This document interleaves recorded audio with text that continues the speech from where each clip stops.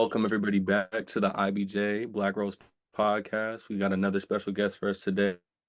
I feel like we've been spoiling everybody who's been listening, bringing in great people. And there's another great person to come on. Before we get into anything, as usual, we're going to get into the IBJ mission statement. The purpose of the Institute of Black Justice is to relentlessly pursue equity and justice for all. The IBJ mission is threefold: to be an advocate for fairness and equity, to be an accelerator of the justice system's transformation, and to be an accomplice to credible social justice influencers in the communities they serve. The topic today we're going to be getting into with our special guest, Jonathan Johnson. Thank you for coming. And our other special guest, the founder, Miss Carol. We're going to be talking about social justice and activism in the community. So welcome, Jonathan Johnson. We are very thrilled to have you here tonight. Jonathan Johnson is the NAACP Tacoma branch president. And I would love for you to take the floor and just tell us a little bit about yourself, your background, your journey, and how you became the president of the NAACP Tacoma branch. Oh, it is my pleasure, Isaiah. It was a pleasure meeting you all a week or so ago when we met at a big event for CJK.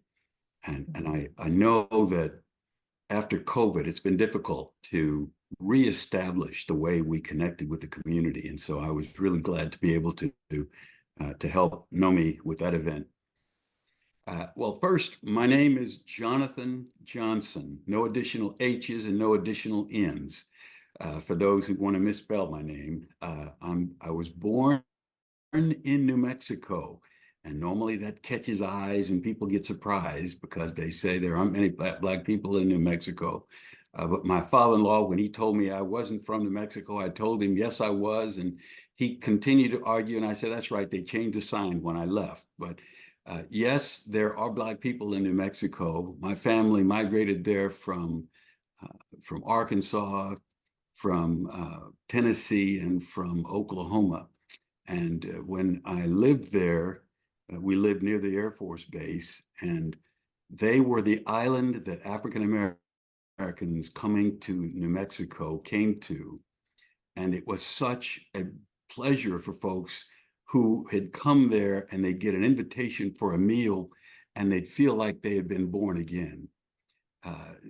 To tell a long story or a short story about that, when my sister passed away a few years ago, two of the young men who had come through New Mexico, through that isolation of the desert, they came to my sister's funeral. And just like family, because we were that oasis for them out in the middle of that desert. So I came from New Mexico, born and raised there. I'm a father of three, two girls and a boy. They're all incredibly talented. I don't know where they got that gene because I didn't get that gene, but it's okay. I'm all right with that. I was good to give it away. I'm a retired Army officer. I spent time at Fort Lewis. This was my first duty assignment. And I showed up here because my assignment officer called me one day and said, where do you want to go? And I said, I'm good to go to Germany. He said, no, listen, read my lips. Where do you want to go? I told him, well, I got a girlfriend in Seattle. He said, okay, I'll call you in 2 days. So he lined me up to come to Fort Lewis. And he also said I'd be going to airborne school, which I had no plan to do, but I know now why he called me. He wanted somebody to go to learn how to jump out of a perfectly good airplane.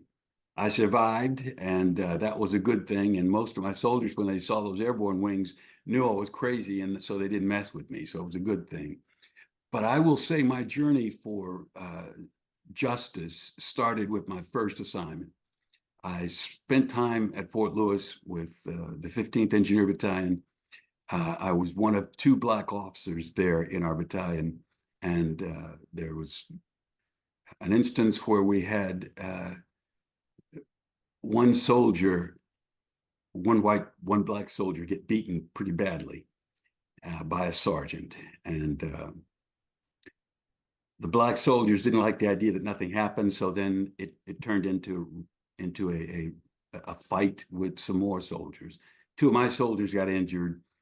And one night, I walked with one of the white officers. We walked the campus, walked the base to make sure that everyone was safe.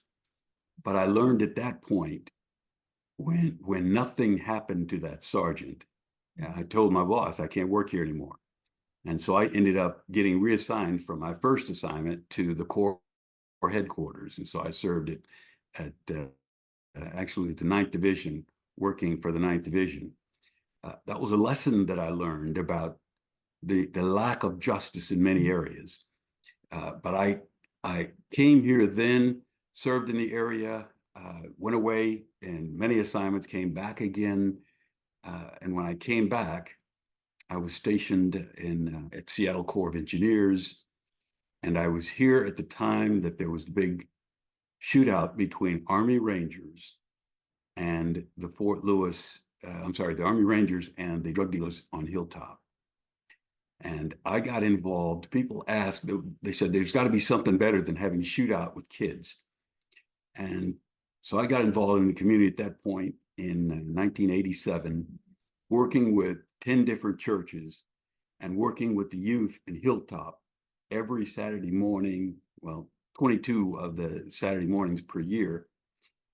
And the thing I tell about that is 3 of the people that we worked with have PhDs now.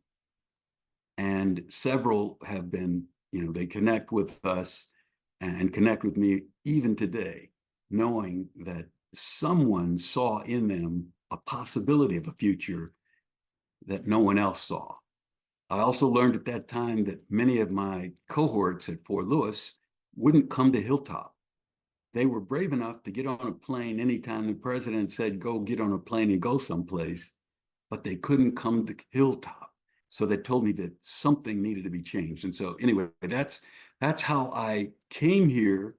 I got involved at the NAACP when I was at Pacific Lutheran University. I served there in hardware and software support for 20 years. I went there working on my for a degree in computer science and a master's in computer science, and had an interview for a temporary job and ended up serving for 20 years there. It was a pleasure. I have lots of friends from there still, and I think that it's an important thing that people know that what we do is valuable wherever you are. So I went to the NAACP after hearing something on NPR about what can happen in education, and I made a suggestion. And when I made that suggestion, Reverend Christopher turned to me and says, okay, you're now the chair of the education committee. And it was like, okay.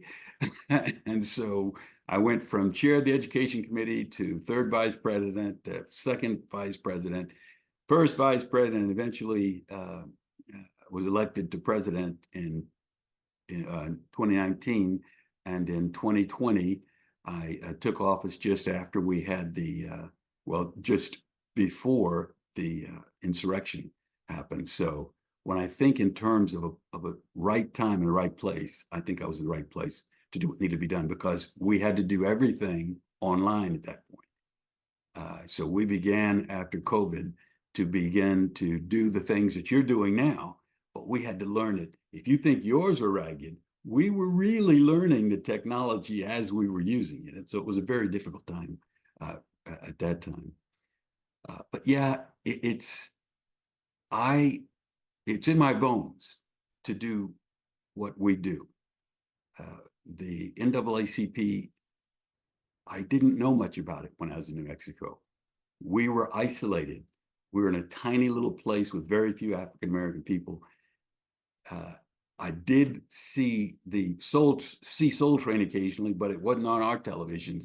You had to have some special hookups to get Soul Train. So I was kind of unique coming there. But I say, when people come from a different perspective, often they can see something that those who are entrenched can't see. So I was able to come in, and I think I see some things that were different. And I have to recognize seeing something different is not a bad thing if we learn from it. Boy, I just learned a lot about Jonathan Johnson that I did not know. Yeah. It's good to get the inside scoop, and congratulations on being voted in as president of the Thank you. NAACP. Appreciate it. Of course, I know your beautiful, Your youngest talented daughter? daughter, Stephanie Yes. Ann Johnson, who a lot of folks know from Yes. television fame. You know, she was on one of those, It was The I Voice. want to It was call The it a Voice. Yeah. reality show, but Mhm. The Voice. Yeah. And so is an Mhm. incredibly talented singer, songwriter, musician, poet. So obviously you had some creative juices flowing at some point, in addition to being an Army officer and an educator and an Yeah. IT guy and Mhm. all that. There must have been some artistic talent somewhere in the DNA. I just wanted to thank you for being here. The young people, Isaiah and Queleah, have a number of questions for you. I know they Sure. want to try to get through all of them. Sure. They may not, but thank you for sharing your time and your attention tonight, because we are engaged. NAACP has been engaged in the great and hopeful work of relentlessly pursuing equity and justice Absolutely. since the early 20th century. Mhm. So how old are you now? Almost 180? I don't know. How Oh, many no, years? we 200 you were years born in old? the organization began in 1909, 1908, 09. and we Yeah. were the Tacoma branch was began in 2000. I'm sorry, in 1913. So we've been around What is that? 120 years. 120 almost year. 100 and Yeah. 120. yeah. So you ought to know what you're No, doing. 110 110 years. years, you 110 ought years. to know what you're doing. 110 So years. let Isaiah Yeah. and Queleah get in Sure, here, because sure. I know they are anxious to ask you some questions. And I'm going to sit back and enjoy my tea and listen to you. Speak All wisdom. right, bring Here's it the on. griot of the NAACP speaking wisdom tonight. There we go. Thank you very much. Thank you for everything you just told us. I feel like now I know so much more about you. I also go to POU currently, so that was a nice fun fact to know about you as well. The next thing we wanted to ask you about is a statement that you read before that came from you. And the statement reads, how do we engage in a world where addiction, rage, and violence have become so common that we insulate ourselves in a bubble of indifference that makes us think we are immune to such things? We personally would like to ask you, how do you think we should engage in a world and equip ourselves with knowledge to become beacons of hope and change in the community? You know, that is, I love that you actually did some homework on me, because that information, I wasn't sure if people were actually getting to it. When I was back in New Mexico, I got a chance to meet some folks from my high school. And one of the guys actually pulled out something like that I'd written. And I said, oh, okay. But back to what you're saying, how do we engage in this environment? Let me use an example. We have the state of Washington finally passed laws to be able to hold police officers accountable. So we have in place policy that allows that to happen. Now you place that policy in a culture where police have been looked upon almost as idols. And the people in the community don't see any of their warts. They don't think anything different other than they've got to be perfect. And then you place that group of people in a courtroom as jurors, and those jurors are in awe of the police officers.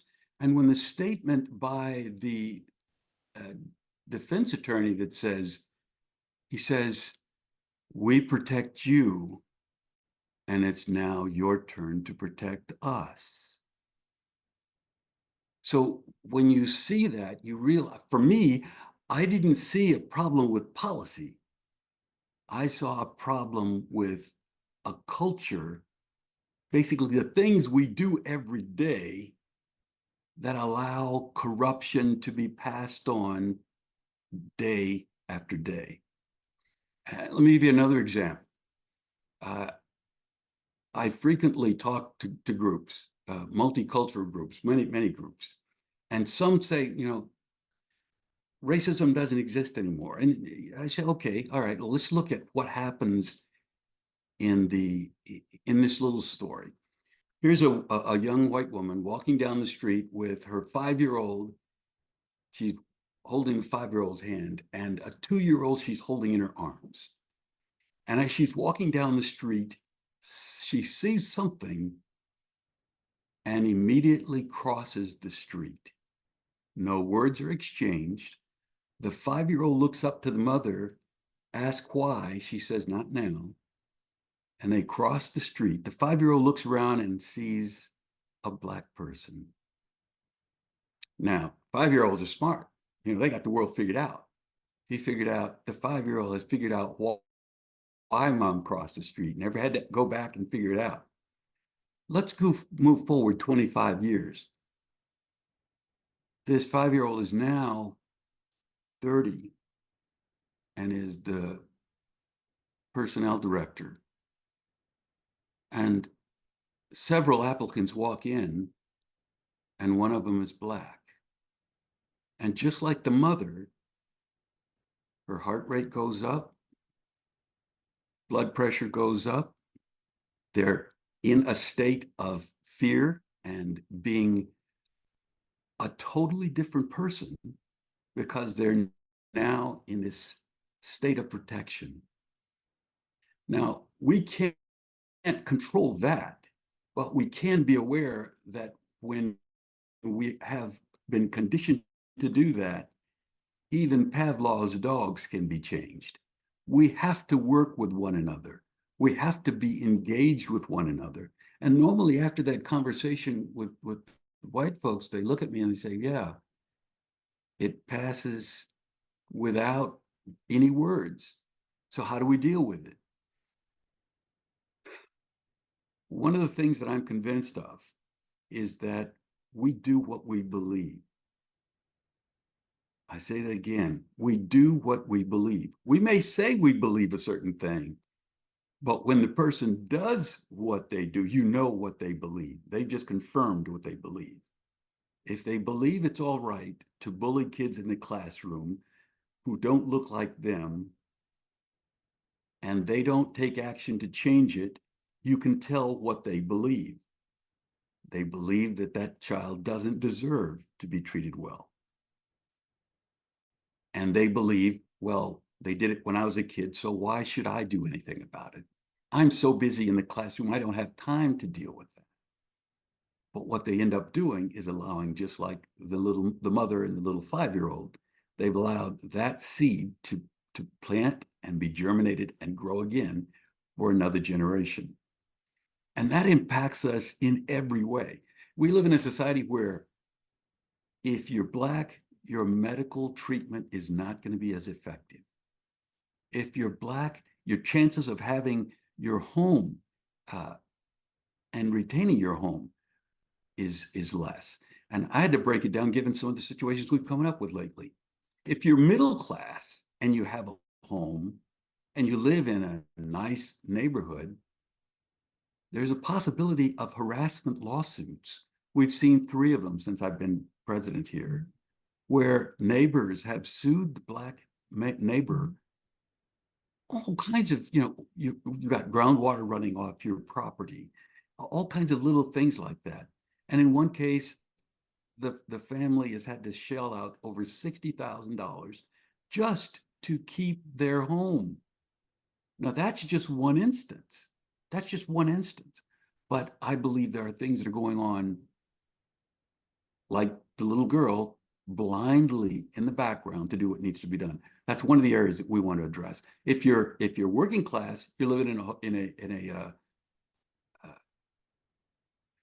in a apartment building, and then you are harassed by your neighbor with a motorcycle, and I'm using the motorcycle to talk to those people who had to be impacted this way, and they're threatened, and the language they're used every day. That's, again, things that are coming up from a corrupt society that has a culture that is so broken that they don't even realize that that's going on. And then if you're homeless and you're Black, we know that homelessness is impacting Black people. So what I say is we try to fix all those things. You know, I'm a computer guy, so I'm going to use my computer analogy. Operating systems are not very sexy. If you have the Windows 11 operating system, no one's going to come up talking about the operating system.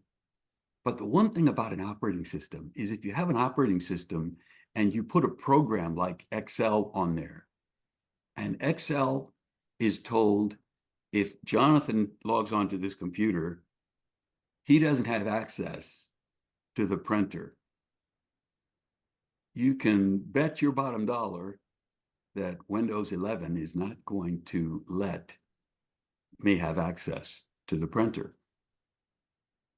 If we have an operating system in our country that says we treat Black people bad in every domain that they're in, we need to change that operating system. And I would use the analogy that Microsoft and Apple use on a regular basis. Little updates, so the folks who don't want the change to take place don't know that you're coming. And those little updates they happen every month. And in a year, you've made substantial progress. But we have to be moving in the same direction. If we're not moving in the same direction, we're not going to get there. We need allies to work in there. And I'm working with groups right now they want to be allies, and I'm telling them what they need to know. In this case, I'm Eisenhower. Eisenhower had to get people from many countries that were about to be attacked and by themselves, but when they came together, they could win World War II. But if we can't put ourselves together as a team and work together, I'm not talking lockstep, but working together, we're not going to be able to get there. So that's the kind of environment that I see. We partnered with an organization called Kids at Hope because they started doing these kinds of things. Intentionally interrogating what we do and being intentional to greet every child as they come in the classroom. Greet everyone. Stand in the hallway so if things are going on in the hallway, you can see it. Making sure that our students get a chance to come to a classroom in a calm learning state rather than in a defensive, elevated heart rate, elevated cortisol in your system, and then they say, let's learn calculus. Your brain is not prepared for it. So anyway, that's where I see us moving, changing the culture, working in a way that brings teamship together, and working in a way that changes what we do on an everyday basis until we master it. So that's where I'm going anyway. Hi, Jonathan. My name is Queleah Collins. I'm one of the co-hosts here for the ACES podcast, the IBJ podcast. And I just had some questions around, you were kind of touching on it, but it's kind of just to go deeper into the youth and young adult involvement that the NAACP has. And we just want to know, how does the NAACP involve and empower young people in its initiatives and decision-making process? Okay. We have every branch has an associated youth council, and our youth council they are not governed by us. They have their own governance. They set their own agendas. They have their own leadership that they elect, and they then elect an adult to be their advisor. And the quickest way for an NAACP president to lose their position is to try to go in and direct their activities, because national does not allow that. So that's the thing that we do. Right now, we're recruiting young people for our youth council. We are working to connect with each of our Black student unions in the area to make sure that we can get the best possible leadership for our youth council. And to give you an idea, our third vice president came from our youth council, and our advisor for our youth council is also a former member of our youth council. So yeah, that's where we go. Yes, sir. And since you even spoke on that, the next question is, What are key priorities and focus areas for the NAACP under your leadership right now? Okay, so the highest priority right now is to come into the 21st century. Okay. When I arrived here, we sent out a card twice a year, and that was our communication with the public. Okay. We're updating our website. We're doing internal communication to make sure that we have the ability to have everyone on my executive committee should have everything I know. And so I've been trying to make that available to them using Trello so that they pull up a website and they can tell every decision I've made, everything that we're doing, the agendas that the items that we're looking for. But that is what we're doing. In addition, we're updating our phone system so that we can make sure that we're not using a very high cost landline for very little return on our investment. Okay. Perfect. Appreciate you. So that takes care of the infrastructure. And then we're looking is to make sure that all of our committees are filled. We've got a new assistant secretary. We want to make sure we have an assistant in every one of our positions. We want to make sure that we have a youth or a younger person to be a co-chair. That's one thing I think is essential. When I arrived here, our branch was like a church with a lot of senior members. If you've ever been to one like that, they know everything and you can't do anything because you can't do it that way. It's got to be done this way. Anyway, we're making progress. Yes, we're working on it. I hear that. I'm gonna pass it on over to Isaiah to ask some further questions. Yes, sir. Sure. Absolutely appreciate you, Queleah. I felt you on that church analogy. That's really true. If you've really been to a church with a whole bunch of old folks, like they tell you how you're supposed to do everything. There's not really room for individuality and personal connection. So I appreciate that analogy you gave us. Next question I have, or we have, is in your view, what are the most significant challenges and opportunities facing the African American community today? And how does the NAACP work to address these challenges and leverage opportunities? I think the first one I touched on initially, and it is we've been focused on policy. After the civil rights legislation, we went to sleep and said, well, it's in place, and not knowing that there were people undermining that from day one.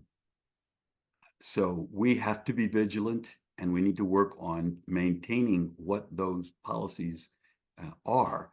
In addition, we need to make sure that they're executed every day. We need to practice that behavior. If you're playing tennis, you can't just go to the court and play. You've got to practice some shots, and we need to make sure our shots are practiced so that we have them mastered, and then we can move forward. And sometimes you have to change what's happening. And I'll just use this brief analogy. When I was working with youth on Hilltop, and we want to give them a break, and we sent them to the court to play basketball, one kid would pass the ball to another. That one would run and shoot, and there are 4 members on the team that never got a chance to touch the ball. I finally said, okay, we're going to change the rules, kids. In order for you to get a 1-point shot, 3 members of your team have to touch the ball. For a 2-point shot, 4 members of your team have to touch the ball. And for a 3-point shot, all 5 members have to touch the ball. In a very short period of time, they had practiced passing the ball. They had practiced becoming a team and relying on each other. But if we're thinking that we're going to change what we're doing by using the I'm the only shooter attitude, we're not going to get there. So we need to practice these skills in multiple dimensions. And I think we can do that. And I think that's why I was put here. Thank you so much. I think that's a perfect answer. I think lastly, to wrap everything up, is our question. Are we done? Really? Almost. Okay. I was ready to just get started. We got one more for you. We got one more for you. Don't worry. Okay. So we have a question for our listeners who want to get involved and support the NAACP. What are some practical steps that we can take to do so? Okay. And that's one of the things that I definitely want to point out. Our new secretary and assistant secretary have been working on a process to make sure that as soon as National gets our membership, they get an email or a letter to our new members to let them know, that they're welcome to what's going to what we're doing. We want to make sure also that they get the link to our meetings. We meet on the fourth Monday each month, and it's at 6:30. And if you go to our website, you can go to the 253 NAACP website and click on the calendar. If you'll see our meeting, and our link to our meeting is right there. In addition, it also tells you if you want to be in person that you can show up. Now, I'll caution you, if you come in with suggestions, you just might be a chair of a committee. But I want you to know that we'll put you in the right place to get you involved. We've got several things going on right now. Our legal redress chair needs help because he's doing great work advocating for families when they've been impacted. One person, she bought a house and they really they made the house unlivable and sold it because they flipped the house to her in a way that just wasn't appropriate. But again, these are the kinds of things that we need to have someone who can help them deal with those issues. Secondly, we've got a committee that does education, and our education committee is helping to empower our youth and our parents, because this small committee can't handle all the school districts that we've got here. But in one instance, we had a situation in one district. We talked with the mother whose child said she never wanted to have anything to do with any of the kids in her school when she graduated. Can you imagine what that looks like? Anyway, this youngster, this parent, came to us and we helped them organize a committee in their community to support one another. And then they coordinate with us when they need help. So those are just a couple of things that we're doing. We have an event coming up, and I would be remiss if I didn't tell you about this. It's going to be at that same place where you were at our event with CJK. We're working with an organization who came to us and said, we need help. We want to be an ally. And we're working with them on the 23rd of April. It's at 6 o'clock.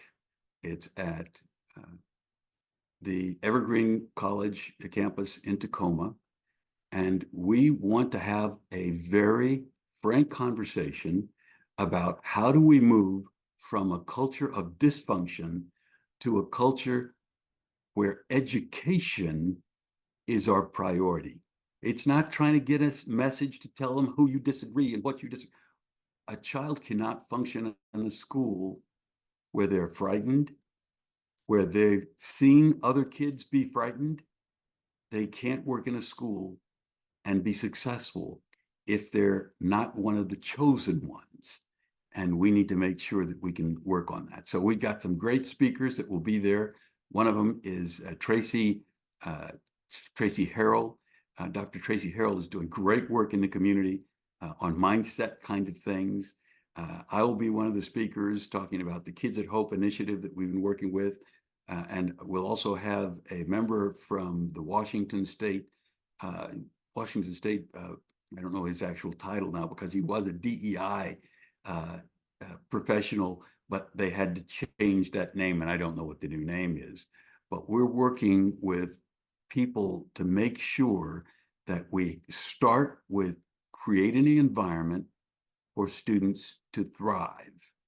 And we want to make sure people know they have the power to do that without all of the other, I'm not going to say anything harmful or hateful, but all the other BS that's out there. Okay. Do we have an overtime too? Do we have a special? Oh, we'll go into overtime. You need to. I love this. This is a great opportunity. I love You're the perfect person for overtime. I love it. Because it's all good. I love it. All good, Jonathan. I love listening to you. Absolutely. Thank you for everything you shared today. It's been a pleasure to have you on. As everybody's heard, if you want to be a part or help with the NAACP or get informed in any type of way, you can go to 253naacp.org. They also have, YouTube, Facebook, web links, and so many other forms and ways. All you got to do is search it up on Google, really. But thank you again Mr. Mhm. Jonathan Johnson for coming. Thank you to Miss Carol for coming through as always. Thank you to my co-hosts Queleah and Morgan. And we just want to thank everybody for listening today and being here to be on such a special Mhm. episode. So thank you guys all. Be blessed, be beautiful, be safe. See you guys later. Yeah.